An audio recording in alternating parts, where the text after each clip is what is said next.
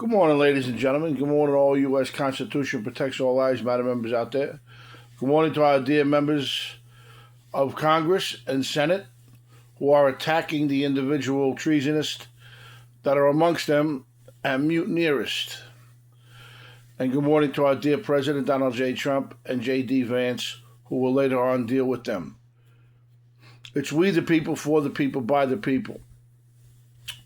This morning, we're going to talk about military guidance and what you need to do when you're acting in the line of duty. If the President of the United States of America, Vice President, Secretary of War, Secretary of the Navy, Army, Air Force, Marines, Coast Guard, or whatever, issues a direct order, those orders must be followed to the fullest extent.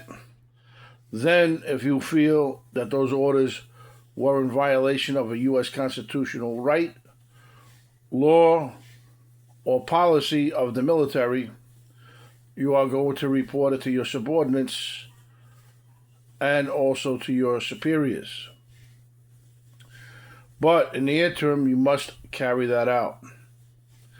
These individual senators and congressmen who are trying to tell certain covert ops and other military operational people to disregard the United States President's orders is in violation of the law called treason, sedition, but mostly if, and as we are still at, and will be at until terrorism is over, we're at a war on terrorism. So therefore, under acts of treason and mutiny, the punishment is death by hanging. Under UN treaty laws, punishment is death by hanging. This was settled in the Second Circuit Court of Appeals in New York, where the United Nations is headquartered, which allowed for a individual to be subjected to a UN treaty law.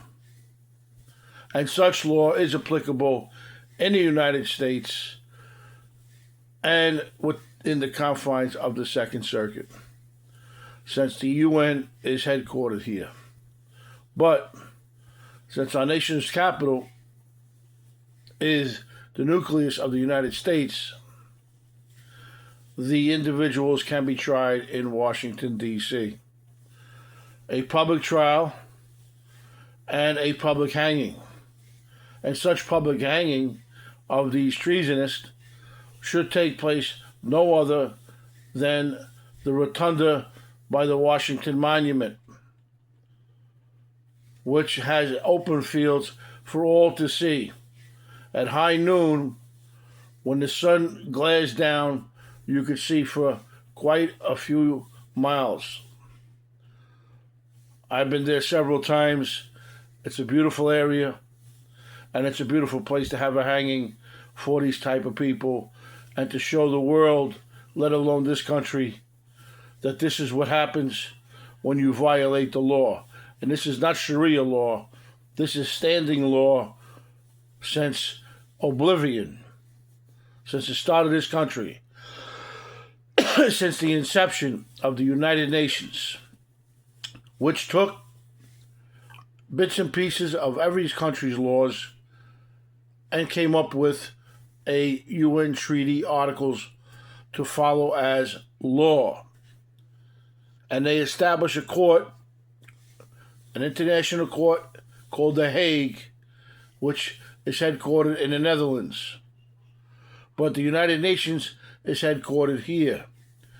Netherlands, The Hague could designate anybody as a prosecutor, and those judges fly around to that specific country to try these cases in violation of articles under the UN treaty laws. It's we the people, for the people, by the people. It's time to show the country that if you rip down the United States flag and put your flag in place, that's an act of treason. It's time to show other countries that if you commit treason on the soil of the United States of America, you will be hung.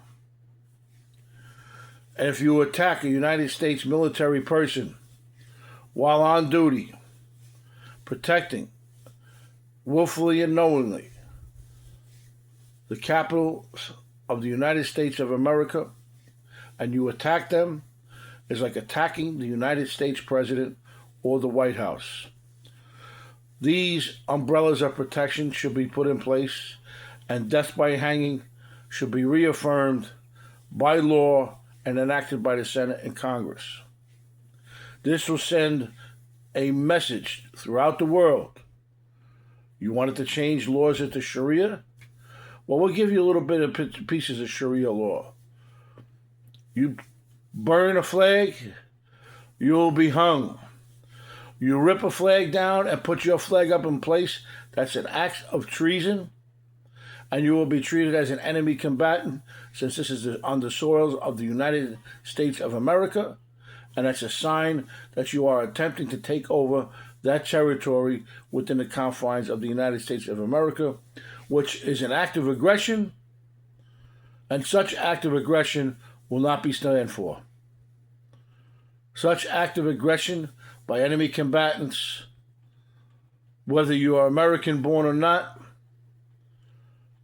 if you support that flag that you're protesting for and committing acts of violence, you are to be treated as an enemy combatant and taken before a military court, like I was, and under the preponderance of the evidence standard.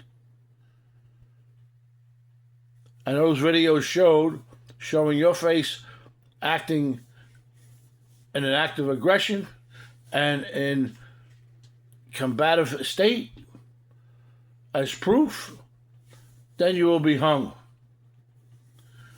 Thank you very much. It's a beautiful morning, and I figured let me wake up America with a good vibe of good old articles of the U.S. Constitution. And remember one thing. Oh, say, can you see by the dawn's early light what so proudly we hail? What so proudly we hail? And we hail peace, love, and what? Equality. Those men whose bodies were used to stack up to hold up that flag, and you rip it down and put your flag up, like the British wanted that flag down on the ground during wartime, that's an act of aggression. That's a combative state, and you will be hung. God bless you. God bless Donald Trump. God bless our Congresswoman Maliotakis in Staten Island. And God bless Jack Ciattarelli in New Jersey. We know you won the race, Jack, but you want to know what? Forces to be, let them be, because they will become what they call casualties. That will be the reality. They will be the casualties. Thank you very much. God bless you. God bless the heartland of America, the United States farmer, the cattle rancher, and God bless our United States military. And we offer the condolences out again to those families who lost loved ones while serving the United States military, especially most recently to the families and the state of West Virginia who lost one of their own protecting the United States nation's capital and the presidency and the integrity of the vice presidency and the United States of America. God bless you all.